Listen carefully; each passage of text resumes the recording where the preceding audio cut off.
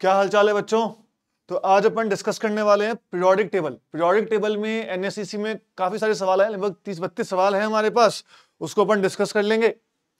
अगर हम बातचीत करें तो मेनली अगर हम बात करें कि पीरियोडिक टेबल में किस किस टॉपिक्स पे ज्यादा सवाल आए हुए हैं। पीरियोडिक टेबल देखा जाए तो छोटा सा टॉपिक है और मेनली जो क्वेश्चंस आए हुए हैं वो एटॉमिक साइज के ऊपर। तो देखो भाई, पढ़ते टाइम ध्यान रखना है कि एक तो आप लोगों को एटॉमिक साइज, ठीक है, अगर हम बात करें एटॉमिक साइज के ऊपर अपने को सवाल देखने को मिल जाएंगे। साथ ही साथ अगर हम बात करें तो जो सेकंड जो क्वेश्चंस दिखे अपने को वो मेनली आए हुए हैं आयोनाइजेशन एनर्जी के ऊपर। जानते हैं ना आप लोग क्या होता है आयोनाइजेशन एनर्जी।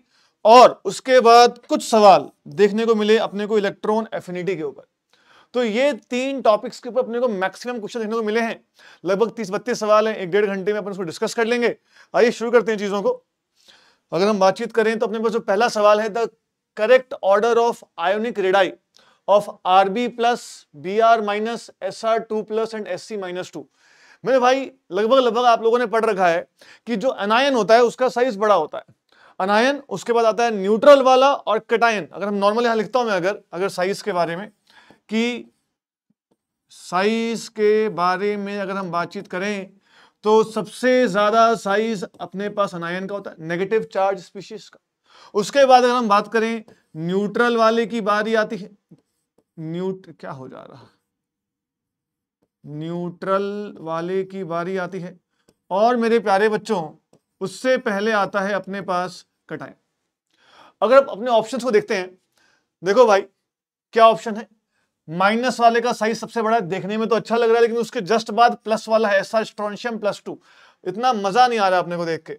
यहां भी अगर देखें, देखो प्लस वाले का साइज मैक्सिमम दिखा रखा है भैया। अगर आपने इस ऑप्शन को, अगर आपने सी को टिक मारा तो भैया ये तो बहुत बड़ा पाप है, काट दो इसको, ये तो कभी नहीं हो सकता सी तो।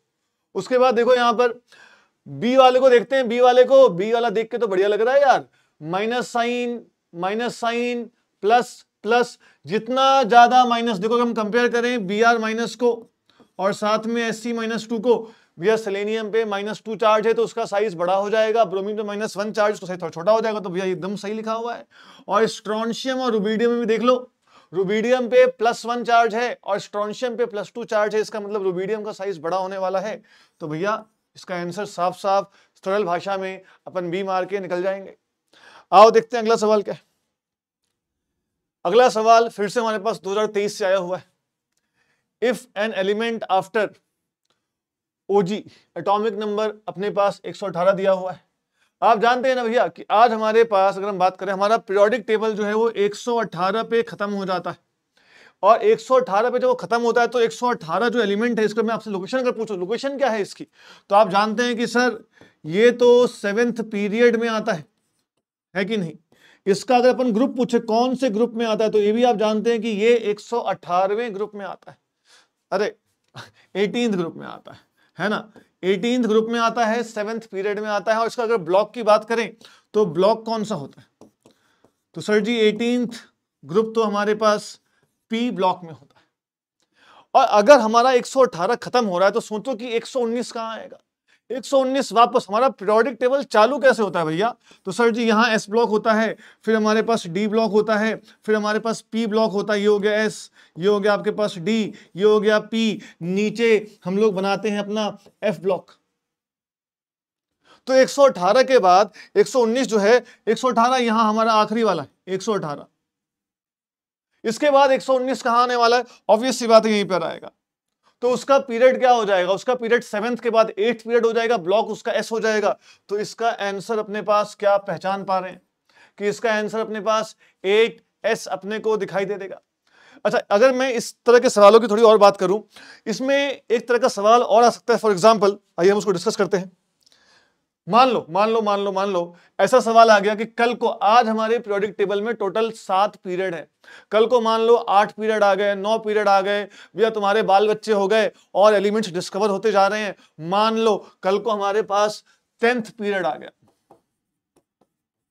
तो मान लो अगर तुम्हारे पास सवाल आता है कि 10th पीरियड में, 10th पीरियड हाइपोथेटिकली, कि अगर हमारे कल को और एलिमेंट्स डिस्कवर होते हैं हमारे पीरियोडिक टेबल में, अगर 10th पीरियड बन जाता है तो उसमें कितने एलिमेंट्स एकोमोडेट हम लोग कर सकते हैं। ठीक है, तो 10th पीरियड में एलिमेंट्स कितने अकोमोडेट हम लोग कर सकते हैं। वीडियो को पॉज करो, क्वेश्चन को सॉल्व करो और थोड़ी बुद्धि लगाओ कि भैया 10th पीरियड अगर होता है तो उसमें कितने एलिमेंट्स हम लोग अकोमोडेट कर सकते हैं। ठीक है, तो मैं मान के चलता हूं कि तुमने थोड़ा बहुत तो काम कर लिया होगा इसके ऊपर। भाई मेरे ध्यान से मेरी बातों को सुनने की कोशिश करिएगा। अगर हम थोड़ा डिस्कस करें इसके बारे में, फर्स्ट पीरियड थोड़ी सी बातें हम लोग कर लेते हैं। फर्स्ट पीरियड में कितने एलिमेंट आते हैं, तो पहले मैं फर्स्ट पीरियड के लिए इलेक्ट्रॉनिक कॉन्फ़िगरेशन देता हूं, 1s आएगा। इसके अंदर हमारे पास सर जी, अगर मैं लिखता हूं यहां पर नंबर ऑफ एलिमेंट्स 2, क्योंकि इसमें 2 इलेक्ट्रॉन जाते हैं, 1s2।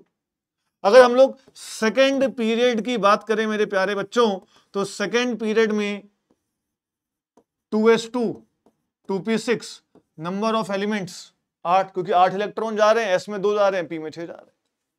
अगर हम थर्ड पीरियड की बातचीत करें, थर्ड पीरियड, तो क्या हो जाएगा, 3s2 3p6, इससे भी नंबर ऑफ एलिमेंट्स 8 हो जाएंगे।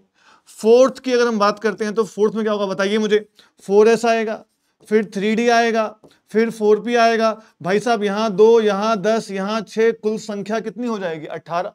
इसीलिए हमारे पास फोर्थ पीरियड में नंबर ऑफ एलिमेंट्स जो होते हैं वो 18 हो जाते हैं।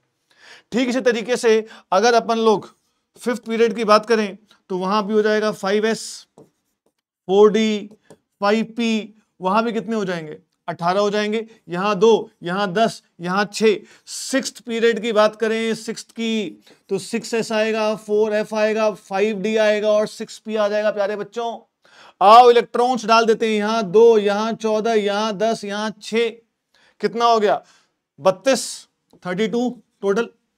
सिमिलरली अगर हम सेवेंथ की बात करें तो यहां आएगा 7s 5f 6d 7p, और इसमें भी नंबर ऑफ एलिमेंट्स कितने हो जाएंगे, 32 हो जाएंगे। आप सोच रहे हैं सर आपने सवाल पूछा 10th वाले का, आप कहानी सुना रहे हो तो अपने को पता है 10th वाला कैसे करेंगे ये बता दो। अभी बताएंगे यार, बिल्कुल बताएंगे।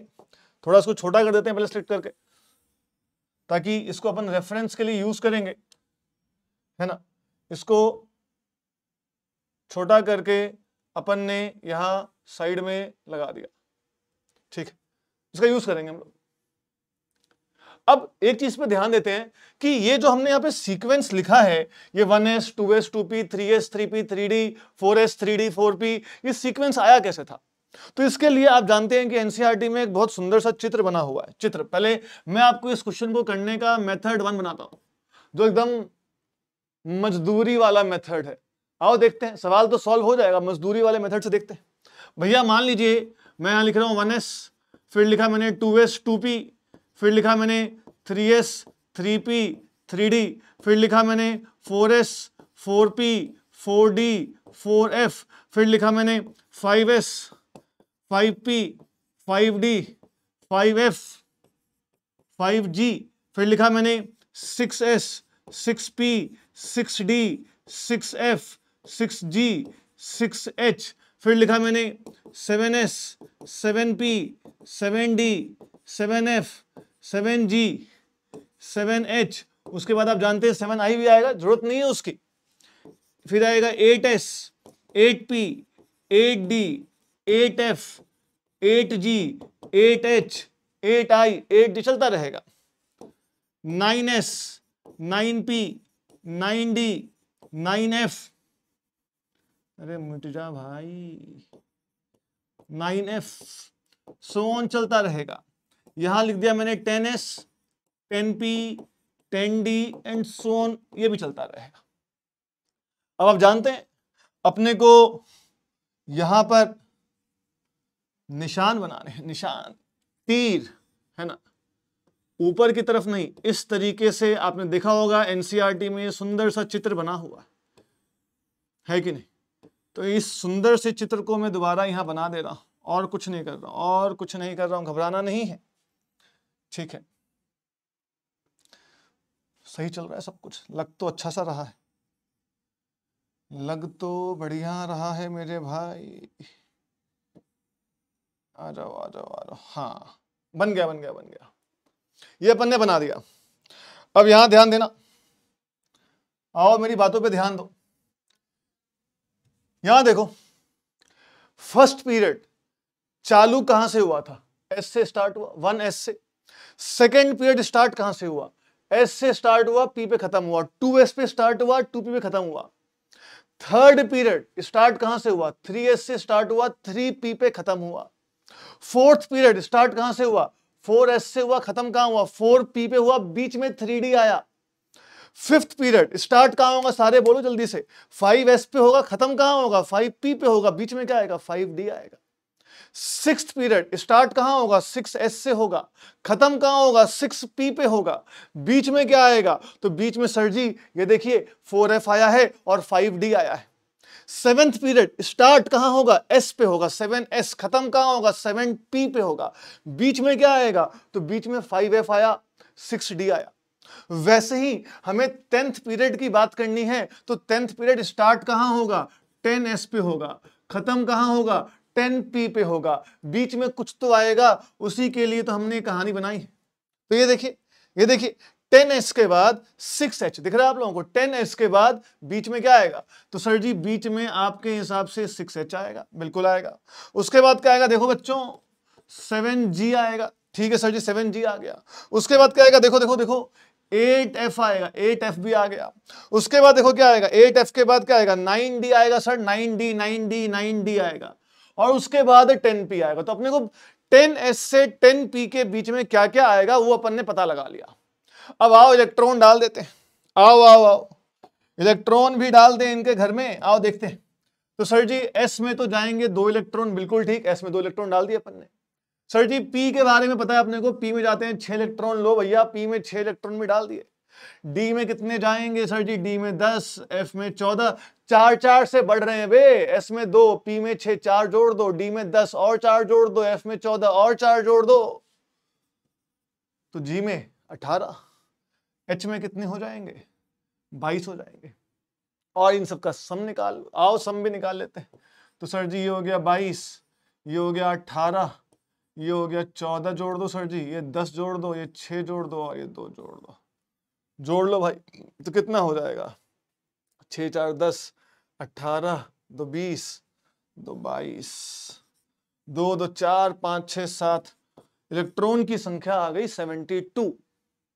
तो इसका मतलब 10th पीरियड कल को अगर डिस्कवर होता है, बनाते हैं हम लोग, तो उसमें कितने एलिमेंट्स एकोमोडेट किए जाएंगे? Total number of elements that can be accommodated is 72।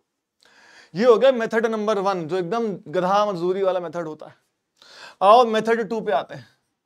Method 2 भी देख लो देख लो देख लो, तुम्हारा भला हो जाएगा एग्जाम से पहले। मेरे भाई बहुत सिंपल सी बात है, अगर मैं तुमसे पूछूं कि ये जो हमने तीर बनाए हैं उल्टे उल्टे और जो हमने चीजें निकाली हैं कहां से आता है, तो सर जी ये आता है अफबाउ प्रिंसिपल से। और अफबाउ प्रिंसिपल जो होता है, तुमने पढ़ रखा है कि वहां पर लगता है N+L रूल। क्या लगता है बोलो? N+L रूल लगता है। और N+L तो तुम लोग जानते ही क्या होता है। मैं तुम्हें एक बार इसका थोड़ा सा बता देता हूं। जैसे मान लो 7th पीरियड तुमने बोला कि 7S पे चालू होगा, 7P पे खत्म होगा, और बीच में तुम जानते हो कि 5F आया होगा, 6D आया होगा। इन सब के लिए एक बार हम लोग N+L निकाल लेते हैं, N+L निकाल लेते हैं। तो 7S के लिए 7 + 0 = 7, 7P के लिए 7 + 1 = 8। तो देखो 7S के लिए 7 है और 7P के लिए 8 है, और बीच में जो भी आ रहा है ना उन सब का भी 8 ही होगा, जोड़ के देख लो। तो 6D देखो, 6 + 2 = 8, 5F तो 5 + 3 = 8। इसका मतलब ये निकल कर आता है कि सर 7 हर पीरियड S से स्टार्ट हो रहा था, P पे खत्म हो रहा था। तो 7S पे स्टार्ट हुआ, 7P पे खत्म हुआ। तो मेरे प्यारे बच्चों बीच में जो भी आ रहा है ना उन सबका N+L 7P के बराबर होगा। अब इसी बुद्धि को अगर तुम 10th पीरियड पे लगाते हो, तो सर जी आप ये बोलना चाहते हो कि 10S से स्टार्ट होगा, 10P पे खत्म होगा, इसके लिए N+L हो जाएगा 10 + 0 = 10, और 10p के लिए हो जाएगा 10 + 1 = 11। इसका मतलब सर जो भी चीजें बीच में आएंगी इन सब का n + l कितना होगा? 11 हो जाएगा। इन सब का n + l मेरे प्यारे बच्चों 11 होगा। अब n + l अगर 11 करना है तो भैया थोड़ी तो गणित तुम्हें भी आती है, कर दो n + n 11। 0 + 11, इसको n मान लो, इसको l मान लो, है ना। तो 0 + 11 हमने ये कर दिया एक। तो उसके बाद 1 + 10, 2 + 9, बस टाइम पास कर रहा हूं मैं, देखो 4 + 7, 5 + 6, 6 + 5, 7 + 4, 8 + 3, 9 + 2, 10 + 1, 11 + 0। अब तुम जानते हो कि n की वैल्यू कौन कौन सी परमिसिबल है, कौन कौन सी परमिसिबल नहीं है, ये तो तुम्हें पता होगा। आओ देखते हैं भैया, क्या n कभी 0 हो सकता है? नहीं, तो ये वैल्यू परमिसिबल नहीं है। n की वैल्यू 1 हो और l 10 हो जाए, ये भी परमिसिबल नहीं है, ये भी नहीं है, ये भी नहीं है, ये भी नहीं है, ये भी नहीं है। 6, 5, this is a permissible value कि n की वैल्यू 6 हो और उसका l 5 हो। 7, 4 ये भी परमिसिबल है, 8, 3 ये भी परमिसिबल है, 9, 2 परमिसिबल है, 10, 1 परमिसिबल है, 11, 0 भी परमिसिबल है। लेकिन मेरे प्यारे बच्चों 11, 0 जो होता है ये तुम जानते हो कि 11s होता है। क्या होता है? 11s। हमें तो 10s पे चालू करना है, 10p पे खत्म करना है, तो हम 11s को नहीं लेंगे। 10 + 1 ये रहा 10p, 9 + 2 ये रहा 9d, 8 + 3 ये रहा 8f, 7 + 4 ये रहा 7g और ये रहा 6h। तो देखो तुमने निकाल लिया, तुमने निकाल लिया कि 10s और 10p के बीच में 6h आएगा, 7g आएगा, 8f आएगा, 9d आएगा। और हमने पहले भी तो यही निकाला था, उसके बाद की कहानी तुम लोग जानते। तो एक तरीका तो हो गया तीर बना बना के, एक थोड़ा सा मेंटोस जिंदगी हो गई कि n + l अफबो का यूज कर लिया। और अब डबल मेंटोस जिंदगी, मेथड नंबर 3। मान लो कहां करें, कहां करें, कहां करें, यहां थोड़ी सी जगह दिखाई दे रही है, आओ यहां कर लेते हैं। ये तो एकदम झक्कास जिंदगी है मेरे प्यारे बच्चों, एकदम आराम से मेथड नंबर 3 से। भगवान ने तुम्हें थोड़ी बुद्धि दी है, NSCC लिखने जा रहे हो, पैटर्न को पकड़ो, पैटर्न को। ये देखो 2 है, 2 के बाद 8, 8 के बाद फिर से 8, फिर 18, 18, 32, 32। क्या कोई सीरीज दिख रही है तुम्हें? 2, 8, 8, 18, 18, 32, 32। सिर्फ 2 एक बार आया है, बाकी हर नंबर 2-2 बार आ रहे हैं। सिर्फ 2 एक बार आया है, बाकी हर नंबर 2-2 बार आ रहे हैं। 8, 8, 18, 18, 32, 32, 32, 32 2 बार। अब इसके बाद क्या आएगा? अगर तुम सीरीज को पकड़ चुके हो तो मेरे प्यारे बच्चों ये है 2n²। एक काम करते हैं, n यूज नहीं करेंगे, वरना तुम बोलोगे सही तो प्रिंसिपल क्वांटम नंबर हो गया। नहीं, इसको लिखते हैं 2। अरे भैया क्या हो जा रहा है? ये इरेजर लेते हैं, इरेजर, इरेजर, इरेजर, इरेजर। आओ अब कलम ले लेते हैं।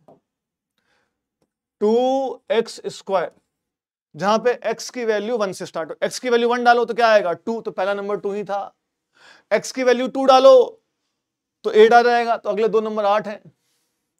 x की वैल्यू 3 डालो 18 आ जाएगा, अगले 2 नंबर 18 है। x की वैल्यू 4 डालो तो 32, 32 आ गया। x की वैल्यू 5 डालो, 5 तो कितना आ जाएगा बताओ? 50, 50। तो यहां लिख देते हैं 50, फिर से 50 2 बार। तो भैया ये देखो, ध्यान दो, 7th पीरियड में 32 थे, तो 8th वाले में कितने आ जाएंगे? 50। 9th वाले में कितने आ जाएंगे? 50। 2 बार 50 लिख दिया। अब 10th की बात कर लेते हैं। 10th पीरियड में यहां पे हम लोग x की वैल्यू क्या चल रही थी भैया? यहां देखो 1, 2, 3, 4, 5। अब x की वैल्यू 6 डालेंगे, 6 डाल दो तो 36 × 2 72। इसका मतलब 10th पीरियड में 72 एलिमेंट्स आ गए। और 11th पीरियड में फिर से कितने हो जाएंगे? 2 बार लिखना है 72। बात समझ में आई? तो ऐसा सवाल तुम्हें टकरा सकता है, क्योंकि उसने ही तो पूछ लिया कि 119 कहां आएगा हाइपोथेटिकली, और ये भी कल को पूछ सकता है हाइपोथेटिकली। इसलिए चीजों को सीखना जरूरी है। चलो अगले सवाल पे चलते हैं। क्या है भैया? Which of the following properties may have positive values of delta H? ठीक है, आओ देख लेते हैं। तो हमारे पास पहला लिखा हुआ है लैटिस एनर्जी।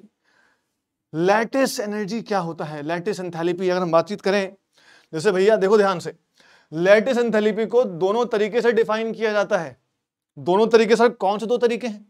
और देखो, जैसे मान लो कि मेरे पास Na पॉजिटिव गैसियस आयन है, Cl माइनस भी गैसियस है, जब ये कंबाइन हो जाएंगे और ये कंबाइन होने के बाद NaCl सॉलिड देंगे, तो यहां पे कंबाइन हुए तो एनर्जी रिलीज होगी। एनर्जी क्या होगी? Release release release. एनर्जी अगर रिलीज होगी तो भैया इसका जो डेल्टा एच हो जाएगा वो नेगेटिव होगा। डेल्टा एच क्या हो जाएगा? नेगेटिव हो जाएगा।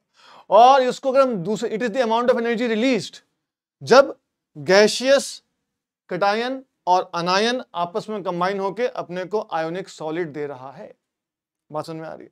सिमिलरली कोई इसको ऐसे भी तो डिफाइन करता है, इनफैक्ट एनसीईआरटी ऐसे ही डिफाइन करती है, लेकिन बहुत सारी बुकों में दोनों तरीके से डिफाइंड है कि NaCl सॉलिड को जो तुमने तोड़ा और तुमने किसमें तोड़ा? उसको कॉन्स्टिट्यूएंट गैसियस कैटायन और गैसियस अनायन में तोड़ा, तो तुम्हें एनर्जी देनी पड़ेगी। इस केस में डेल्टा एच क्या हो जाएगा? पॉजिटिव। इन दोनों ही तरीके से लैटिस एनर्जी डिफाइन होती है। एनसीईआरटी ने नीचे वाला लिया है। एनसीईआरटी ने कहां से उठाया? अंग्रेजों से उठाया। अंग्रेज लोग तोड़ने पे विश्वास रखते हैं, प्यार हुआ नहीं कि डाइवोर्स की बात हो जाती है। तो यहां पे वही देखो, Na और Cl में डाइवोर्स हो गया, Na पॉजिटिव अलग कर दिया हमने, Cl माइनस अलग कर दिया हम लोगों ने। तो उसको इस तरीके से याद रखना कि एनसीईआरटी ने तोड़ने के हिसाब से, कि एनसीईआरटी जो है हमने कौन से टेक्स्ट को रेफरेंस माना? अंग्रेजों वालों को।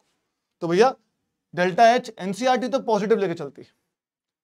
तो यहां पर जो इसके ऑप्शन दिए गए हैं, अगर हम इसकी बातचीत करें तो उसमें लैटिस एंथैल्पी जो है ये पॉजिटिव होना चाहिए था।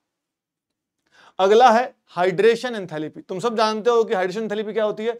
एनर्जी रिलीज होती है। जैसे मान लो कि हमने Na प्लस कैटायन को जब पानी में डाला तो पानी इसको हर तरफ से घेर लेगा, इस तरीके से सॉल्वेशन हो जाएगी इसकी, और इस दौरान एक एनर्जी रिलीज होती है, and that energy is called as hydration energy. उसको हम लोग हाइड्रेशन एनर्जी बुलाते हैं। और एनर्जी जब रिलीज हो रही है तो इसका मतलब ये तो पक्का, इसको लेके कोई शंका ही नहीं है कि ये तो पक्का ही नेगेटिव है। तो अगर ये पक्का नेगेटिव है, इसका मतलब जिस ऑप्शन में 2 दिख रहा है, 2 वाला, उसको हटा दो। तो भैया इसी कारण से ए ऑप्शन रिजेक्ट हो जाता है। यहां 2 दिख रहा है, और डी ऑप्शन भी रिजेक्ट हो जाता है क्योंकि यहां भी 2 दिख रहा है। तो अपन ने ए को हटा दिया, डी को हटा दिया, बचे बी और सी। इसको चेक कर लेते हैं। तो इसीलिए लैटिस एनर्जी जो है वो यहां ऑप्शंस में काउंट नहीं किया जा रहा है। ठीक है, और बी वाला चेक कर लेते हैं। Electron gain enthalpy of noble gas. आप जानते हैं कि नोबल गैस का electron gain enthalpy is positive, and ionization energy is the amount of energy required. Energy देनी पड़ती है इलेक्ट्रॉन को निकालने के लिए मेरे प्यारे बच्चों। तो ऑब्वियस सी बात है कि ये भी क्या है? पॉजिटिव ही। तो इसका मतलब आंसर में 3 और 4 दिखना चाहिए अपने को। तो ये अपन इस तरीके से 3 और 4 मार देंगे। चलिए अगले स्लाइड की तरफ चलते हैं। क्या क्वेश्चन है हमारे पास? The following qualitative plots depicts the first, second and third ionization energy of Mg, Al and potassium. Among the following the correct order, correct match of ionization energy and the metal is। बहुत बढ़िया। देखो दोस्तों, बहुत simple सी बात है, आसान सा घटिया किस्म का सवाल पूछा गया है यार, है कि नहीं? तुम जानते हो कि नोबल गैसेस की आयोनाइजेशन एनर्जी काफी ज्यादा होती है। यहाँ पे हम लोग बात कर रहे हैं फर्स्ट, सेकेंड एंड थर्ड। देखो ध्यान से, अगर एल्यूमिनियम की बात करें तो तुम जानते हो कि एल्यूमिनियम का तीसरा इलेक्ट्रॉन निकालने के बाद, मतलब कि जब तुमने एल्यूमिनियम से एल्यूमिनियम प्लस इलेक्ट्रॉन बनाया तो दिस इज दी Ie1। फिर एल्यूमिनियम प्लस से तुमने बना दिया एल्यूमिनियम 2 प्लस एक इलेक्ट्रॉन और निकाल दिया तुमने, this is called as Ie2, है कि नहीं? उसके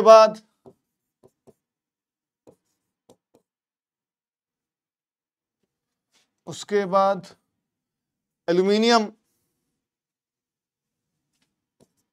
2 प्लस से एक और इलेक्ट्रॉन निकाल दिया, this is called as Ie3।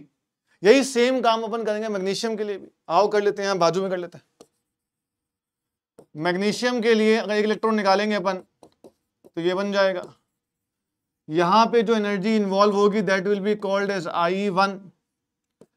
Mg+ से अगर तुमने एक इलेक्ट्रॉन और निकाल लिया तुम्हारे पास बन जाएगा Mg2+ और इलेक्ट्रॉन, इसको तुम बोलोगे मेरे प्यारे बच्चों I2। और अब मजा आने वाला है, अब मजा आने वाला है। ये देखो ये देखो ये देखो ये देखो, ये हो जाएगा I3। मुझे एक बात बताओ, Mg2+ में कितने इलेक्ट्रॉन होते हैं? 10 इलेक्ट्रॉन। और इसका हो जाता है Nobel gas configuration 1s2 2s2 2p6। Nobel gas configuration आने के बाद अगर तुम इलेक्ट्रॉन निकालोगे तो उस केस में आयोनाइजेशन एनर्जी काफी ज्यादा होती है। Energy required to remove that electron after achieving the noble gas configuration is very very large. इसका मतलब यहां देखो, ये जो डॉटेड वाला ग्राफ है, ये वाला, इस ग्राफ की बात कर रहा हूं मैं, इस वाले ग्राफ की, इस वाले ग्राफ की, इस वाले ग्राफ की। देखो सेकेंड आयोनाइजेशन एनर्जी के बाद ग्राफ में अचानक से पीक आ गया, अचानक से वैल्यू बढ़ गई बहुत ज्यादा। इसका मतलब x जो है 2 इलेक्ट्रॉन निकालने के बाद तीसरा इलेक्ट्रॉन निकालने में भाई साहब पसीना निकल जाएगा। तो ये देखो तीसरा इलेक्ट्रॉन निकालने में Mg2+ हो जाने के बाद Mg3+ करने में पसीना निकल जाएगा। इसका मतलब I3 जो है वो बहुत ज्यादा बढ़ जाएगी I2 से। इसका मतलब ये निकल कर आता है कि जो डॉटेड लाइन वाला ग्राफ था x के लिए x वो तुम्हारा Mg का होगा। आओ ऑप्शन चेक करते हैं। एक तो यहां दिख रहा है भैया मेरे, और एक यहां दिख रहा है, तो डी को काट देते हैं, ए को भी काट देते हैं, बचा हमारे पास बी और सी। अब एक बार सोचो जरा पोटेशियम के बारे में। तो पोटेशियम का इलेक्ट्रॉनिक कॉन्फ़िगरेशन जानते हो तुम लोग कि सर जी पोटेशियम से एक इलेक्ट्रॉन निकालने के बाद ही दिस इज I1, लेकिन जैसे ही तुम लोग पोटेशियम से पहला इलेक्ट्रॉन निकाल दोगे ये हो जाएगा अब I2। तो पोटेशियम से यहीं पर ये नोबल गैस कॉन्फ़िगरेशन अचीव कर चुका है ना यार। यहीं पर K+ होते ही इसमें कितने इलेक्ट्रॉन हो चुके हैं? 18।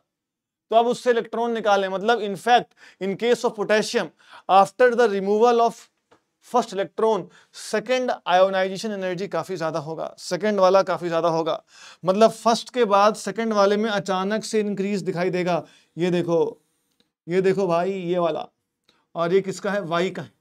इसका मतलब Y जो है वो पोटेशियम से लिंक करता है, और वैसा एक ही ऑप्शन है दैट इज सी ऑप्शन। तो अपन सी मार देंगे और लाइफ में उसके बाद चिल करेंगे। चलो बढ़िया है। अगला सवाल देखते हैं। अगला सवाल हम लोग 2019 की तरफ आ चुके हैं, उल्टा चल रहे हैं भैया। ये देखो फिर से आ गया सवाल आयोनिक रेडाई। मैंने शुरू में बताया कि रेडियस को लेकर सवाल अच्छे खासे आए हुए हैं। तो यहाँ पे बात हो रही है अपने पास आयोनिक रेडाई की। भाई साहब स्टार्टिंग में बताया कि एनायन का साइज बड़ा होता है, जितना ज्यादा नेगेटिव चार्ज उतना साइज बड़ा कर दो, जितना ज्यादा पॉजिटिव चार्ज उतना साइज छोटा कर दो, और न्यूट्रल को बीच में चिपका दो। आओ देखो देखो देखो देखो, यहां देखो N-3 F - Na+ Mg2+। भाई साहब एकदम आराम से तुम सोच सकते हो कि सबसे बड़ा कौन सा होने वाला है? N-3। और सबसे छोटू कौन सा होने वाला है? Mg+2। तो स्मॉलेस्ट वाला बताना है और लार्जेस्ट वाला बताना है, तो एक ही ऑप्शन दिख रहा है अपने को। इतने प्यार से इतने आराम से हम लोग इसको कर लेंगे। ठीक है, चलो अगले सवाल पे चलते हैं। अगला सवाल क्या है देखते हैं। Which of the following accounts best for the fact, ये F माइनस साइन ऊपर आएगा, this is F minus is smaller than O-2। Obvious सी बात है यार, O पे -2 है तो O-2 का साइज ज्यादा होगा क्योंकि नेगेटिव चार्ज -2 आ रहा है, और F पे नेगेटिव चार्ज -1 है तो साइज ऑब्वियस सी बात है कि O-2 से छोटा ही होगा। अच्छा, नेगेटिव चार्ज वाले का साइज बड़ा क्यों हो जाता है? क्योंकि वहां इंटर इलेक्ट्रॉनिक रिपल्शन हो जाती है और उस कारण से इफेक्टिव न्यूक्लियर चार्ज घट जाता है। सिंपल सी बात है ना। यहां लिख देता हूं कि अनायंस का साइज ज्यादा होने के लिए इंटर इलेक्ट्रॉनिक रिपल्शन बोल दो या Z इफेक्टिव बोल दो, कैसे भी बात कर लो, सब चलता है। तो यहां भी देखो F- का साइज छोटा है और O-2 का साइज बड़ा है, तो F- का larger nuclear charge, effective nuclear charge लिखा होता तो थोड़ा और ज्यादा अच्छा लगता पढ़ने में। तो F- का न्यूक्लियर चार्ज ज्यादा है। न्यूक्लियर चार्ज अगर ज्यादा होता है तो भैया Z इफेक्टिव जो होता है ये फोर्स ऑफ अट्रैक्शन को डिनोट करता है। Z इफेक्टिव अगर ज्यादा होगा, force of attraction between the electron and nucleus ज्यादा होगा, तो साइज छोटा हो जाएगा। सीधी सी बात है, इतना सा करना है, ठीक है। तो याद रखना कि जब भी साइज का क्वेश्चन आए तो हमेशा हम Z effective, force of attraction, inter electronic repulsion, इनके टर्म्स में अपना आंसर मार्क करते हैं। आइए भैया अगला सवाल देख लेते हैं। देखो फिर से साइज का सवाल आ गया, और साइज के सवाल में तुम्हें मैं बता चुका हूं, तुम्हें मैं ऑलरेडी बता चुका हूं कि जो नेगेटिव चार्ज होगा उसका साइज क्या हो जाएगा, बड़ा हो जाएगा। पॉजिटिव चार्ज होगा छोटा। लार्जेस्ट साइज पूछा है यार, O-2 Na+ F- Al3+, ये सब के सब आइसो इलेक्ट्रॉनिक स्पीशीज हैं, और इसमें तो कुछ सोचना ही नहीं है। नेगेटिव चार्ज दिखे, मैक्सिमम साइज पूछा है, मारो और जीवन में खुशियां मनाओ, खुशियां मनाओ, खुशियां। देखो क्या लिखा हुआ है, The first 4 ionization energy values of metals are 191, 587, 872 और 5962। क्या तुम्हें कुछ दिखाई दिया कि 872 के बाद 5962 अचानक से वैल्यू, भाई साहब क्या हो गया, देखो 5-6 गुना बढ़ गई वैल्यू, है ना, 5-6-7 गुना तक चली गई, इतनी ज्यादा अचानक से वैल्यू बढ़ गई। और ये तभी पॉसिबल है जब 3 इलेक्ट्रॉन निकालने के बाद उसने क्या अचीव कर लिया हो, नोबल गैस कॉन्फ़िगरेशन अचीव कर लिया। क्योंकि नोबल गैस कॉन्फ़िगरेशन अचीव होने के बाद उससे इलेक्ट्रॉन निकालने में ताकत बहुत बहुत बहुत ज्यादा लग जाएगी। मैंने अभी कुछ देर पहले बताया कि पसीना निकल जाएगा, पसीना। इसका मतलब 3 इलेक्ट्रॉन निकालने के बाद the element should achieve Nobel gas configuration. इसका मतलब भैया उसमें 3 ही वैलेंस इलेक्ट्रॉन होने चाहिए। नंबर ऑफ वैलेंस इलेक्ट्रॉन पूछा है, मारेंगे सीख खटाखट और चलेंगे जीवन में आगे खुशियां मनाते हुए। ये क्वेश्चन छूट गया क्या? हाँ ये रहा, इससे पहले वाला हो गया, हो गया, ठीक। क्या पूछा है भाई, the first ionization potential of sodium, magnesium, aluminium और सिलिकॉन। हमें सोडियम, मैग्नीशियम, एल्यूमिनियम और सिलिकॉन के बारे में इनका आयोनाइजेशन पोटेंशियल हमें डिस्कस करना है, पहला वाला, ठीक है। इनका आउटर शेल इलेक्ट्रॉनिक कॉन्फ़िगरेशन लिखो, एक बार लिखोगे तो मजा आ जाएगा।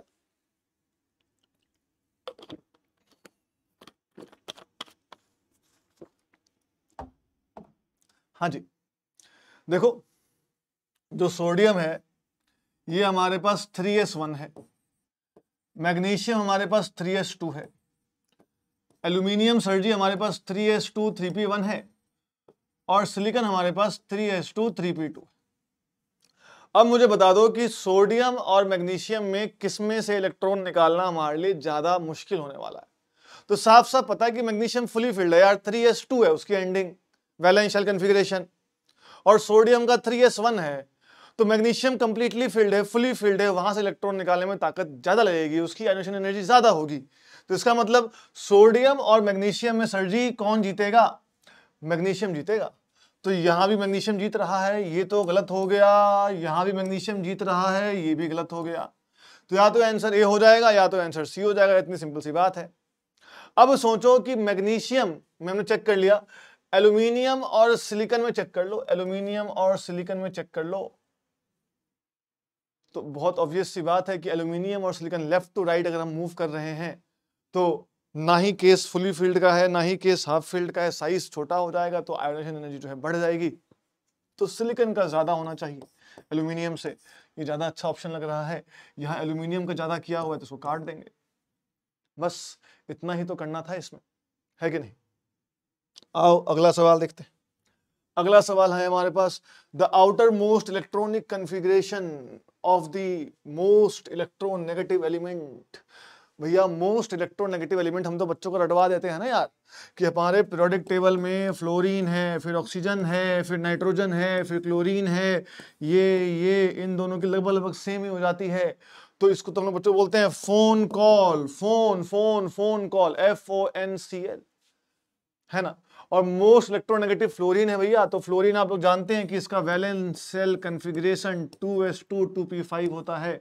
तो बस है ना भाई, NSEC के मैक्सिमम सवालों में इस चैप्टर में आंसर सी दिख रहा है यार अपने को, है कि नहीं। चलो आगे चलते हैं, अगला सवाल देख लेते हैं। अगला सवाल क्या है हमारे पास, einsteinium has 11 electrons in the 4f subshell, the number of unpaired electron in the subshell. तो भैया अपने को कोई मतलब नहीं है क्या होता है आइंस्टीनियम, सीधी सी बात है। क्वेश्चन में बोल रहा है कि 4f11, थोड़ा बढ़िया लिखता हूँ हैंडराइटिंग, 4f11। अब भैया वो पूछ रहा है number of unpaired electrons in this subshell, इसी वाले सबशेल में कितने अनपेयर्ड इलेक्ट्रॉन होंगे। तो आप मुझे बताइए कि f वाले सबशेल में कितने ऑर्बिटल्स होते हैं। 7 होते हैं, हम सब जानते हैं। अब 4f11, 11 इलेक्ट्रॉन डालने हैं भैया, 1 2 3 4 5 6 7 8 9 10 11। सिंगल वाले कितने हैं, सिंगल वाले अनपेयर जिनको देख के तुम्हें अपनापन लग रहा हो, सिंगल सिंगल सिंगल कितने हैं बता दो। तो सर जी सिंगल वाले अपने को 3 दिखाई दे रहे हैं, 3 3 3। कहां गया नंबर ऑफ अनपेयर्ड इलेक्ट्रॉन। देखो इस बार आंसर सी नहीं है, इस बार तो आंसर ए हो गया, है कि नहीं। कोई समस्या है इसमें। आओ अगला देख लेते हैं। घटिया घटिया सवाल है यार। The element with the lowest electronegativity, electronegativity lowest मतलब हाईएस्ट इलेक्ट्रोपॉजिटिविटी, है ना भैया। लोवेस्ट इलेक्ट्रोनेगेटिविटी मतलब क्या बोल सकते हैं हम लोग, हाईएस्ट इलेक्ट्रोपॉजिटिविटी। और इलेक्ट्रोपॉजिटिविटी हाईएस्ट होने के लिए मतलब वो बहुत अच्छा मेटल होना चाहिए। सबसे बढ़िया मेटल कहां मिल रहे हैं अपने को, एस ब्लॉक में मिल रहे हैं सर जी।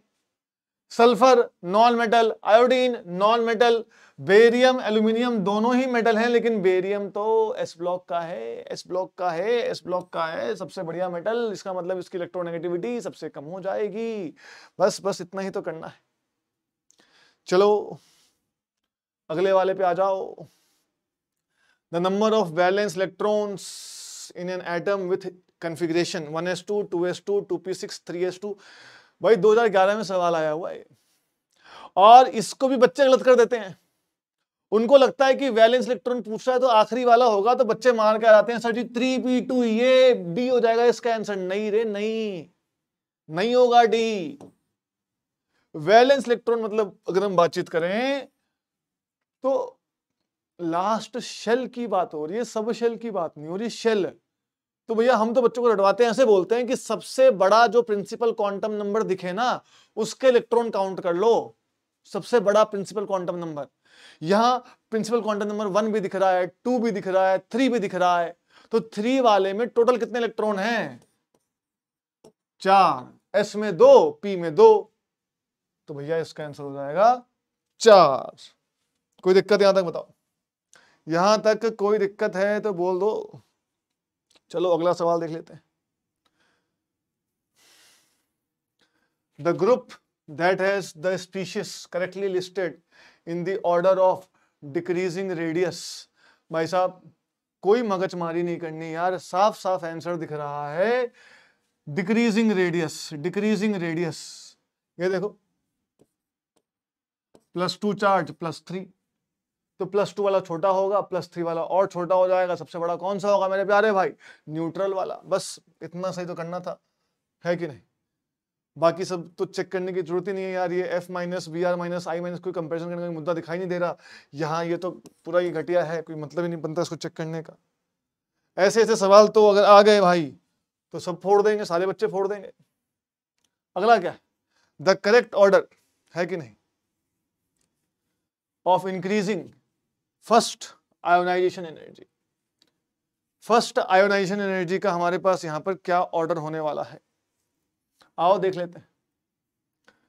आओ आओ आओ देख लेते हैं इसको। अगर हम इसकी बातचीत करें, पहले वाले ऑप्शन को चेक करते हैं। ये क्या हो गया, ये देखो कैल्शियम और पोटेशियम का मुद्दा ही मुझे खराब लग रहा है सच बताऊं तो। कैल्शियम जो होता है, कैल्शियम और पोटेशियम में अगर मुझे इनकी आयोनाइजेशन एनर्जी कंपेयर करनी है मेरे प्यारे बच्चों, तो ऑब्वियस सी बात है कि कैल्शियम की ज्यादा हो जाएगी, कैल्शियम की ज्यादा होगी पोटेशियम से। क्यों ज्यादा होगी सर जी, क्योंकि कैल्शियम जो है इसकी एंडिंग किससे हो रही है, 4s2, और पोटेशियम की एंडिंग किससे हो रही है, 4s1 से हो रही है। तो 4s2 कंप्लीटली फिल्ड है, उससे इलेक्ट्रॉन निकालने में ताकत ज्यादा लगेगी, और पोटेशियम जो है वो 4s1 है, उससे इलेक्ट्रॉन आराम से निकल जाएगा। तो ये तो गलत हो गया। यहां पे देखो शायद वही गलती हो रखी, पाप तो वही कर रखे इन्होंने, तो बी भी काट दो, और पाप तो यहां भी वही हो रखा है, तो डी भी काट दो, सारे काट दो। और आंसर हम लोग जानते हैं कि भैया आंसर तो हर बार सी ही आ रहा है, तो मार दो सी कि सर जी ये सी है, सही है। और अगर तुम्हें भगवान ने थोड़ी बुद्धि अगर दे रखी है भगवान की कृपा है तुम्हारे ऊपर, तो तुम जानते हो कि नोबल गैस से इलेक्ट्रॉन निकालने में फिर से पसीना निकल जाएगा, स्टेबल होता है, तो उसकी तो आयोनाइजेशन एनर्जी ज्यादा होनी ही होनी है ना यार, कि नहीं होनी। तो यहां देखो नियॉन नोबल गैस है भैया, नोबल गैस है, तो इसकी तो आयोनाइजेशन एनर्जी ज्यादा तो होगी ही होगी, बस नियॉन मार देना है। और फिर से जैसा मैं बोल रहा हूं, जीवन में खुशियां मनानी है, खुशियां तो मनानी ही मनानी। आओ अगले सवाल पे आ जाओ। The correct order of the size of the species is, भैया साइज का सवाल फिर से आ गया, और तुम्हें मैंने बताया कि नेगेटिव वाला देख लो, फिर न्यूट्रल देख लो, फिर पॉजिटिव देख लो। अगर तुम ऐसा देखना जानते हो तो ए को तो काट ही दो और डी को भी काट दो, ए को भी काट दो, डी को भी काट दो, दोनों को हमने काट दिया भाई, बचे बी और सी। बी भी सही लग रहा है, सी भी सही लग रहा है, इनफैक्ट बी और सी दोनों ही सही है, पर जो इसका आंसर दिया गया था वो बी दिया गया था, बी इज द आंसर। देखो S-2 फिर आर्गन फिर K+ फिर Ca2+। अगर हम सी की बात करें तो इनफैक्ट सी भी सही है, सी भी जो तुम्हारा सही है। अगर हम इसमें एग्जैक्टली डेटा की बात करते हैं तो इसका अराउंड 184 पिकोमीटर साइज होता है और इसका 181 पिकोमीटर साइज होता है, और ये वाला पार्ट तो यहां पर भी सेम ही है। तो अगर बी सही है तो ऑब्वियस सी बात है सी भी सही होना चाहिए था। ये डेटा तुम्हें याद नहीं करना, एज ए टीचर तो यार हम लोगों का काम ही यही है कि डेटा खोजना है, कंपेयर करवा देना है। तो इसका आंसर जो दिया गया था वो बी था, कई बच्चों ने सी भी मारा, सिंगल करेक्ट हुआ करता था, ऑफिशियल की में आंसर बी ही आ गया है, तो कोई लड़ तो नहीं सकता ना यार। ठीक है, बस बता दिया, कई बार किस्मत खराब होती है, इसलिए अच्छे कर्म करो, भगवान का नाम अपने अपने भगवान का नाम लेते रहा करो, सब बढ़िया रहेगा जीवन में। अगला सवाल देख लो क्या है। The ion which has 18 electrons in the outer most shell, आओ लिख लो इलेक्ट्रॉनिक कॉन्फ़िगरेशन। अगर कॉपर +1 की बात करो, तुम जानते हो क्या जानते हो सर, हम तो कुछ नहीं जानते। अबे जानते हो बे, ये 3s2 3p6 3d10 हो जाएगा, 4s1 से एक इलेक्ट्रॉन निकल जाएगा। और अगर तुम्हें वैलेंस इलेक्ट्रॉन गिनने हैं तो तुम्हें मैंने कुछ देर पहले बताया कि सबसे बड़ा वाला जिसमें तुम्हें अपनापन दिखाई दे, वो वाला प्रिंसिपल क्वांटम नंबर उठा लो और उसके पूरे इलेक्ट्रॉन्स काउंट कर लो। तो 10 6 16 और 2 18, तो इलेक्ट्रॉन की संख्या 18। भाई साहब पहला ऑप्शन चेक किया, यही आंसर आ गया। बाकी ऑप्शन मान के चलता हूं कि तुम लोग इतने होशियार हो कि चेक तो कर ही लोगे। ठीक है, चलो अगले सवाल पे चलते हैं। फॉर द आइटम 2008 तक आ गए हम लोग, है कि नहीं। For the atom lithium, beryllium, boron and sodium, the correct order of increasing atomic radii, है कि नहीं। हमें इसमें इनका करेक्ट ऑर्डर खोजना है, आओ देख लेते हैं। तो सर जी हमारे पास बोरोन है, बेरिलियम है, देखो एक बार इनको अरेंज कर लेते हैं। लिथियम के नीचे सोडियम, लिथियम के बाजू में बेरिलियम आता है, और उसके बाद सोडियम, यहाँ मैग्नीशियम, और उसके बाद अगर हम लोग बातचीत करें, ठीक है, तो बोरोन, हाँ लिथियम बेरिलियम बोरोन। ठीक, तो लिथियम बेरिलियम और बोरोन तो सेकेंड पीरियड के, और सोडियम जो है वो थर्ड पीरियड का। टॉप टू बॉटम मूव करते हैं, साइज तो बढ़ता ही बढ़ता है। इसका मतलब सोडियम का साइज सबसे बड़ा होने वाला है। अब इन निकम्मों ने सब में सोडियम ही दे दिया, इन निकम्मों ने सब में देखो सोडियम ही दे दिया है अपने को। तो ऑब्वियस सी बात है कि भैया इस सोडियम के बेसिस पे तो हम कोई भी ऑप्शन को एलिमिनेट नहीं कर पाए। अब मेरे प्यारे बच्चों, लिथियम बेरिलियम और बोरोन में तुम जानते हो फिर से लेफ्ट टू राइट जा रहे हैं। लेफ्ट टू राइट मूव करने पर साइज घटेगा, मतलब बोरोन सबसे छोटा होगा, उससे बड़ा बेरिलियम होगा और उससे बड़ा लिथियम होगा। क्या तुम्हें दिख गया? बोल दो हाँ, तो आंसर तो ए आ जाएगा। ना बढ़िया हलवा है भाई, हलवा है सब। तो आओ अगला देख लेते हैं। As the number of electrons in d orbital of transition element increases, screening effect on the valence electron। यह सिंपल सी बात है, इलेक्ट्रॉन अगर बढ़ते जाएंगे तो स्क्रीनिंग इफेक्ट भी बढ़ते जाएगा, इफेक्टिव न्यूक्लियर चार्ज घट जाता है, तो इसका आंसर तो इंक्रीजेस ए हो जाएगा, है कि नहीं। तो बहुत सिंपल सी बात है। तुम लोग एक काम करना, अपनी कॉपी के स्लेटर्स रूल को रेफर कर लेना, स्लेटर्स रूल को, ठीक है, कि इलेक्ट्रॉन की संख्या बढ़ने से किस तरीके से तुम्हारा उसकी वैल्यू, देखो कैलकुलेशन को नहीं पूछेगा, बस तुम्हें सेटिस्फेक्शन मिल जाएगा कि नंबर ऑफ इलेक्ट्रॉन्स अगर बढ़ रहे होंगे तो स्क्रीनिंग इफेक्ट बढ़ जाएगा, इफेक्टिव न्यूक्लियर चार्ज घट जाएगा। सिंपल सी बात है, सिंपल सी बात है। आओ अगला सवाल भी देख लेते हैं। Which of the following sequence of elements is arranged in the order of increasing atomic radii? Increasing atomic radii बढ़ना चाहिए। सोडियम, मैग्नीशियम, एल्यूमिनियम होगा ये, aluminium, silicon, carbon, nitrogen, oxygen, fluorine, oxygen, sulphur, selenium. अरे ये तो देख के लग रहा है यार, तो देख के लग रहा है, ये तो सर जी इन्होंने ग्रुप 16 का ऑर्डर लिख दिया। ऑक्सीजन, सल्फर, सेलेनियम, टेलुरियम, है कि नहीं? और तुम तो जानते हो टॉप टू बॉटम जब आओगे तो मेरे प्यारे बच्चों साइज क्या हो जाएगा? बढ़ जाएगा। इतनी सी बात है, इतनी सी बात है, और तो कोई दिक्कत इसमें है ही नहीं। ठीक है, चलो आओ अगले सवाल की तरफ चलते हैं। Atom with the largest electron affinity, ये तो नोट्स में एज इट इज बताया जाता है, तो फैक्चुअल क्वेश्चन है कि नहीं? और समझाया भी जाता है कि इसका आंसर क्लोरीन होगा। फ्लोरीन का होना चाहिए था, फ्लोरीन का होना चाहिए था, लेकिन जीत कौन जाता है? क्लोरीन जीत जाता है। रीजन तुम लोग जानते ही हो। तो भैया इलेक्ट्रॉन एफिनिटी मैक्सिमम क्लोरीन की होती है। मैक्सिमम हमारे पास इलेक्ट्रॉन एफिनिटी जो होती है वो क्लोरीन की होती है, क्योंकि क्लोरीन में अगर हम बातचीत करें, आओ चलो तुम्हें बता ही देते हैं, आओ तुम्हें बता देते हैं। 1s2, 2s2, 2p6, 3s2, 3p5। तो भैया 3p5 में इलेक्ट्रॉन ऐड करना इज इजी, और ये बन जाता है 3p6 और ये बन जाता है Cl-। ठीक है, अगर हम फ्लोरीन की बात करें कि फ्लोरीन में ऐसा क्यों नहीं हो पाता है सर, फ्लोरीन को फ्लोरीन माइनस में हम कन्वर्ट करते हैं तो सर उसकी तो इलेक्ट्रोनेगेटिविटी बहुत ही ज्यादा होती है। अरे मेरे प्यारे बच्चों, वहां पे ऑलरेडी 2p5 है, 2p5 से 2p6 में इंटर इलेक्ट्रॉनिक रिपल्शन बहुत ज्यादा बढ़ जाता है, इसलिए उसके लिए थोड़ा मुश्किल हो जाता है। ठीक है, इलेक्ट्रॉन एफिनिटी हम लोग गैसियस फेज में देखते हैं। कहां देखते हैं? गैसियस फेज में। तो जो मैं सारी बातें कर रहा हूं ये सारी बातें गैसियस फेज में एप्लीकेबल है। वही अगर हम लोग इसको लिक्विड फेज में, एक्वस मीडियम में अगर देखेंगे तो वहां तो भैया फ्लोरीन तुम लोग जानते हो, फ्लोरीन तो तुम लोग जानते हो कि fluorine is strongest oxidising agent. ये अपने आप को तुरंत रिड्यूस करता है, F से F-1 बना देता है, वो पानी के अंदर एक्वस मीडियम में। पर यहाँ इलेक्ट्रॉन एफिनिटी की बात हो रही है, इलेक्ट्रॉन एफिनिटी हो गया, आयोनाइजेशन एनर्जी हो गया, ये सब का सब जो डेटा होता है वो सब गैसियस मीडियम में ही देखा जाता है। चलो आ जाओ अगले सवाल की तरफ चलते हैं। The group in the long form, भैया आ जाओ मेंडलीव की जय बोल दो एक बार, तो मेंडलीव बाबा की जय। हैविंग 3 एलिमेंट्स टुगेदर इज, ये तो हमने को पता है कि 8 ही होता है, फिर भी तुम्हें बता देता हूं थोड़ा बहुत। अगेन फैक्चुअल क्वेश्चन था ये। जीरो ग्रुप आप लोग जानते हैं कि ये नोबल गैसेस के लिए दिया गया था, और इसमें एक ही एलिमेंट होता है। ऑब्वियस सी बात, एक एलिमेंट मतलब एक एलिमेंट, उसके नीचे बाकी सारे एलिमेंट्स हैं।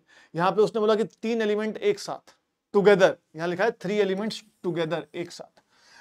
थर्ड ग्रुप की जो हम बात करें तो थर्ड ग्रुप 2 पार्ट में डिवाइडेड है, 3A और 3B। 3A को आज के टाइम पे ग्रुप नंबर 13 बोलते हैं, और 3B को आज के टाइम पे ग्रुप नंबर 3 बोलते हैं। 13 मतलब क्या हो गया बताओ? 13 मतलब हमारे पास हो गया ये क्या, बोरोन फैमिली, है कि नहीं? और 3B, 3 मतलब क्या हो गया, स्कैंडियम की बात हो रही है। उसी तरीके से फोर्थ ग्रुप 4A 4B, तो 4B आज के टाइम पे 14 है और 4B तो 4 ही है। ठीक है, और 14th ग्रुप मतलब कि किसकी बात हो रही है? कार्बन फैमिली की, और ये हो रही है बात टाइटेनियम की। 8th ग्रुप को यहाँ पे टोटल 3 ग्रुप है आज के टाइम के हिसाब से, 8, 9 और 10। तो यहाँ पर आयरन, कोबाल्ट और निकल फैमिली की बात हो रही है, और ये 3 एलिमेंट्स टुगेदर। यहां कितने एलिमेंट टुगेदर आ रहे हैं? 2 एलिमेंट, 2 एलिमेंट्स टुगेदर। यहां पे 2 एलिमेंट टुगेदर, यहां पे 2 एलिमेंट टुगेदर, यहां तो नोबल गैस एक ही एलिमेंट है, और यहां 3 एलिमेंट्स टुगेदर, इसलिए इसका आंसर क्या हो जाएगा? ये हो जाएगा। ठीक है, तो ये थोड़ा बहुत अपने को बाबा आदम के जमाने की जो चीजें हैं, मेंडलीव बाबा की खास करके, उसके बारे में तो पता होना ही चाहिए। उस पर भी सवाल हैं और एक दो सवाल शायद और टकराएंगे इसके ऊपर अपने को। आओ देखते हैं अगला सवाल, आओ अगला सवाल चल के देख लेते हैं।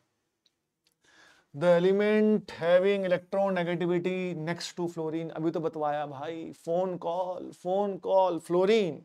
उसके बाद क्या आने वाला है जल्दी बता दो, ऑक्सीजन। तो फ्लोरीन के बाद ऑक्सीजन, ऑक्सीजन को मारेंगे, जय बोलेंगे, आगे चल देंगे। आई थिंक यहां तक आप लोगों को कोई खास दिक्कत नहीं होनी चाहिए। अगला सवाल क्या है, ये सवाल तो रिपीट हो गया यार, आप फिर से देखो, प्रिंटिंग मिस्टेक भी रिपीट हो गई है कि नहीं। सिंपल सा सवाल है, which of the following has highest electron affinity? Answer will be chlorine, chlorine, chlorine. चलो आगे चलते हैं। Element with Z equal to 83 belongs to which block. देखो एक तरीका तो है कि इलेक्ट्रॉनिक कन्फिग्रेशन लिखो, सब कुछ निकालो, आंसर आ जाएगा। मैं वैसा नहीं करता हूं, बहुत सिंपल तरीका। हाँ लेकिन इसलिए तुम्हें थोड़ा बहुत चीजें रेडी हुई होनी चाहिए। जैसे कि 18th ग्रुप में अगर हम बात करें तो हमारे पास जो भी नोबल गैसेस है उनका एटॉमिक नंबर तुम्हें पता होना चाहिए। 2, 10, 18, 36, 54, 86 और आखिरी में 118। 2 वाला कौन सा होता है, नाम भी बता देते हैं, helium, neon, argon, krypton, xenon, radon, और ये तो 118। 18th ग्रुप में हमारा वो पीरियड खत्म होता है। मतलब क्या बोल रहे हैं सर आप, फर्स्ट पीरियड खत्म कहां होता है, नंबर 2 पे, हीलियम पे आके फर्स्ट पीरियड खत्म। सेकेंड पीरियड नियॉन पे आके खत्म। थर्ड पीरियड आर्गन पे आके खत्म। फोर्थ पीरियड क्रिप्टन पे खत्म। फिफ्थ पीरियड जिनॉन पे खत्म। सिक्स्थ पीरियड 86 पे खत्म और सेवेंथ पीरियड 118 पे खत्म होता है, खत्म। तो तुम्हें एक तो ये चीज पता होनी चाहिए और दूसरा तुम्हें एफ ब्लॉक की कुंडली पता होनी चाहिए प्यारे बच्चों। एफ ब्लॉक में हमारे पास तुम्हें क्या पता होना चाहिए कि एफ ब्लॉक में 2 ग्रुप होते हैं। सॉरी, एफ ब्लॉक का ग्रुप नंबर 3 होता है, ठीक है। एफ ब्लॉक में पीरियड 2 होते हैं, एक 6th होता है, एक 7th होता है। 6th वाले को हम लोग लैंथेनॉइड्स बोलते हैं और इनका नंबर कहां से कहां तक होता है, इनका नंबर कहां से कहां तक होता है, 58 to 71। और 7th वालों का एक्टिनॉइड्स बोलते हैं, इनका नंबर कहां से कहां तक होता है, 90 से 103 तक। इतना तुम्हें पता होना चाहिए। अब देखो इसने 83 बोला है, तो 83 कहां आएगा, सोचो एक बार, इस डेटा के हिसाब से सोच लो कि सर जी 83 जो है 54 के तो बाद आएगा। सबसे पहले चेक करो कि वो एफ ब्लॉक का है या नहीं है। अगर वो एफ ब्लॉक का हुआ तब तो काम ही खत्म हो जाएगा ना। जैसे मान लो अगर तुम्हारे पास नंबर आता है ऐसा 100, कि 100 के बारे में बताओ कि ये 100 कहां होगा, तो सीधे चेक करो सर एफ ब्लॉक है 90 से 103 के बीच में, मतलब 7th period group 3, F block खत्म हो गया, सब निकल गया, इसका ब्लॉक निकल गया, ग्रुप निकल गया, पीरियड निकल गया। पर उसने यहां दिया 83 पे, चेक करो कि ये एफ ब्लॉक में आता है कि नहीं आता। और अच्छी बात यह है कि एफ ब्लॉक में नहीं आ रहा है, तो थोड़ी मेहनत और करनी पड़ जाएगी। एफ ब्लॉक का होता तो तुरंत आंसर बोलते, झट से आंसर बोल देते। 83 54 के बाद आएगा, इसका मतलब इस लाइन में आएगा, सिक्स्थ वाली लाइन में आएगा। इसका मतलब इसका अगर हम बात करें पीरियड, तो पीरियड क्या होगा इसका, 6th हो जाएगा।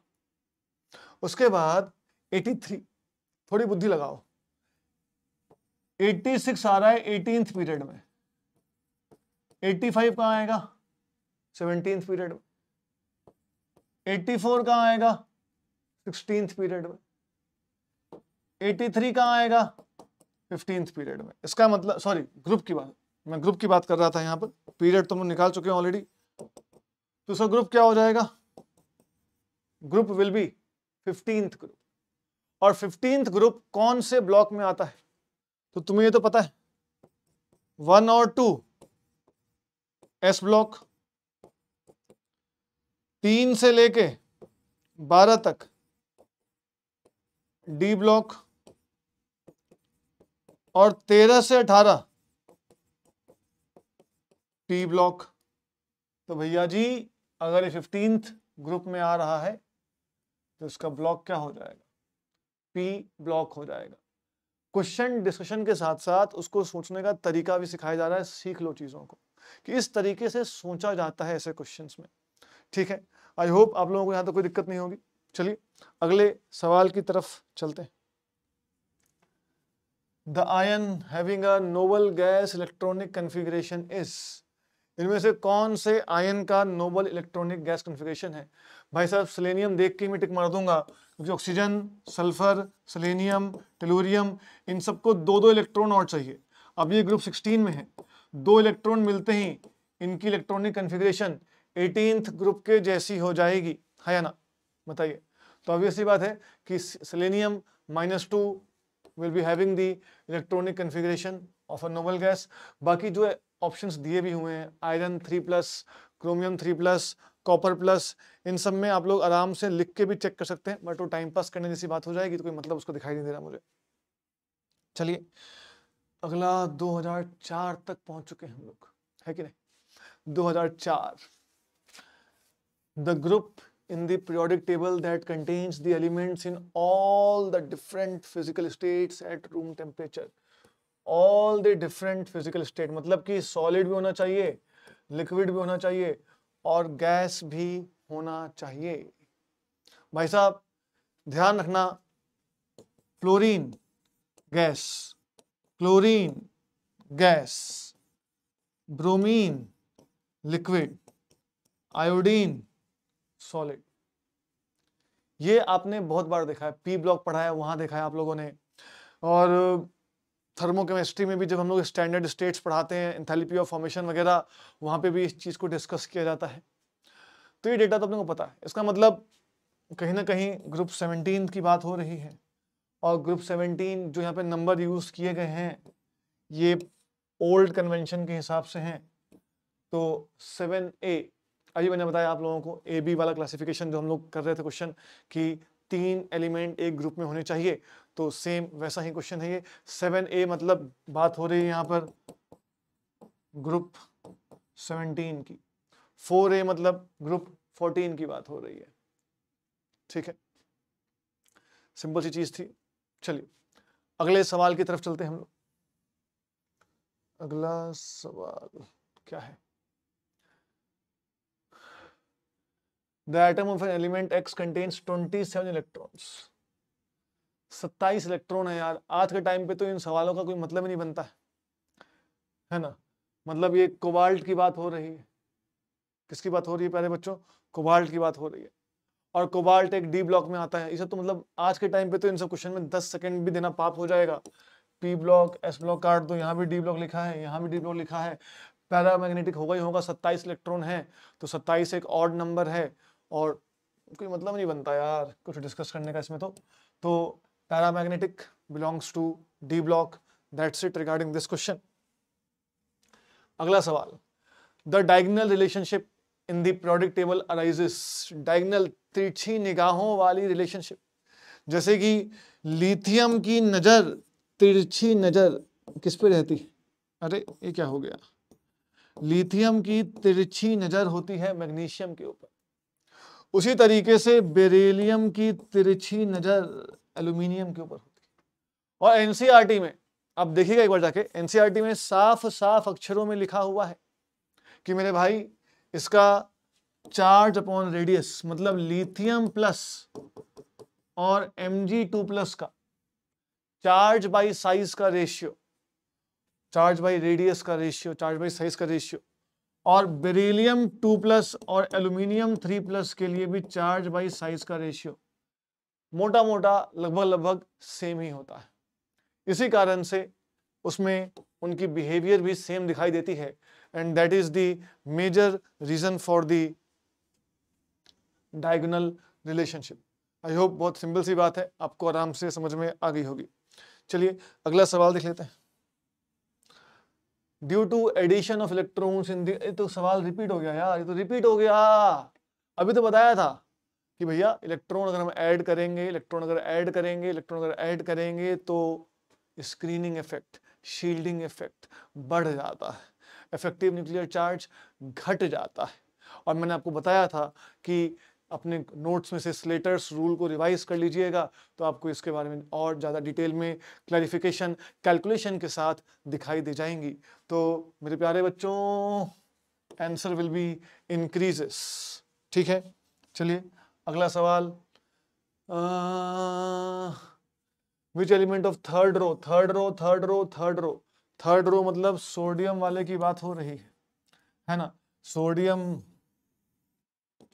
से लेके आर्गन, तो नियॉन तो थर्ड रो में आता ही नहीं, जो सेकंड में आता है।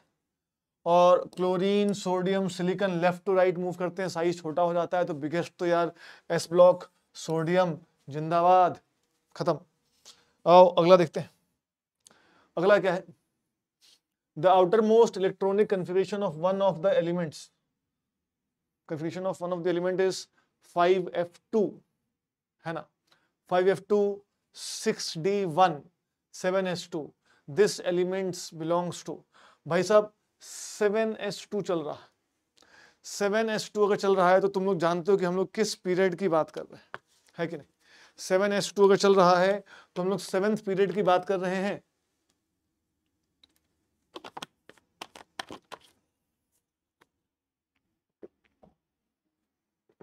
और 5f इनकम्प्लीट दिखाई दे रहा है, तो ऑब्वियस सी बात है कि ये जो बात चल रही है ये एक्टिनॉइड सीरीज की बात हो रही है। 7s में लैंथोनाइड तो कभी होगा नहीं, और इलेक्ट्रॉन 5f 6d में दिखाई दे रहे हैं, तो s ब्लॉक तो कभी होगा नहीं। और ऑब्वियस सी बात है कि 5f फिल होने के बाद ही 6d में इलेक्ट्रॉन्स भरे जाएंगे। तो एक्टिनॉइड सीरीज की ये बातचीत चल रही है। उसके बाद आता है the formation of अनायन from neutral atom X is favoured by. अनायन बनाया जा रहा है। अनायन मतलब जैसे मान लो कि पहले यहां पे लिखा हुआ है A, है ना, और A से हम लोग बना रहे हैं A-, मतलब कि हम लोग इसमें इलेक्ट्रॉन ऐड कर रहे हैं ना यार, और इलेक्ट्रॉन ऐड करके हम चाहते हैं कि बन जाए, फेवर्ड लिखा हुआ है। तो इलेक्ट्रॉन ऐड करना मतलब इलेक्ट्रॉन एफिनिटी की बात हो रही है या इलेक्ट्रॉन एंथैल्पी की बात हो रही है। तो जितनी ज्यादा इलेक्ट्रॉन एफिनिटी होगी ए की, वो उतनी जल्दी अपने आप को A- में कन्वर्ट कर लेगा। सीधी सी बात है ना यार। तो यहां बातचीत चल रही है हाई इलेक्ट्रॉन एफिनिटी की। 2001 का सवाल था, है कि नहीं? चलिए अगले सवाल को चेक करते हैं। अगला सवाल क्या? From the electronic configuration of the given elements K, L, M and N, which one has the highest ionization potential? इनमें से किसका आयोनाइजेशन पोटेंशियल दोस्तों ज्यादा होगा, सबसे ज्यादा होगा, इसकी बातचीत चल रही। पहला है M neon 3s2 3p2 Bl, यहाँ पे ये 3s2 होगा, 3s2 3p3। फिर K की बात हो रही है हमारे सामने, और फिर बात हो रही है 3d10 4s2 4p3। ये कौन कौन से एलिमेंट्स हैं यार? 10 14, मतलब ये हमारे पास सिलिकॉन है,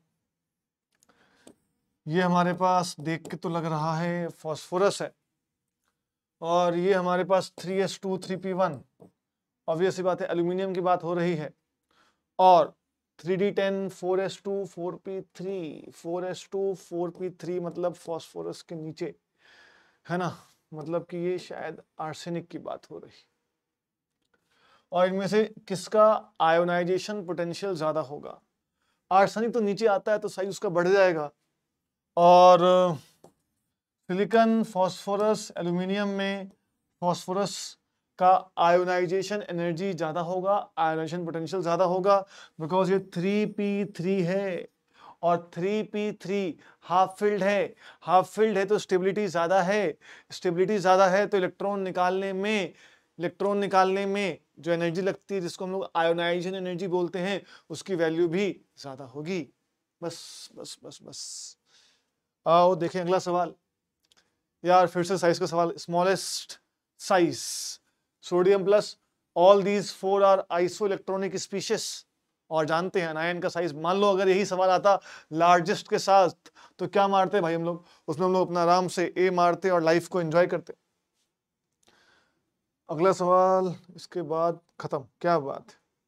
चलिए, the element whose electronic configuration is, अरे भैया आखिरी इलेक्ट्रॉन s में जा रहा है ना, 1s2 2s2 2p6 3s2 लिखा है, तो आखिरी इलेक्ट्रॉन अगर s में जा रहा है वो भी 3s2 में, जानते हो यार किसकी बात हो रही है ना, अल्कलाइन अर्थ मेटल की बात हो रही है। सोडियम के बाद मैग्नीशियम आता है, उसकी बात हो रही है।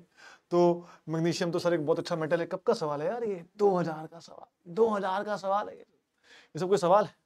ठीक है, अब अगर हम बातचीत करें तो ये था पूरा डिस्कशन। आई होप आप लोगों ने चीज़ों को समझा भी होगा, एंजॉय किया होगा, और कैसे कंसेप्ट में थोड़ी बहुत क्लैरिटी आप लोगों को मिली होगी।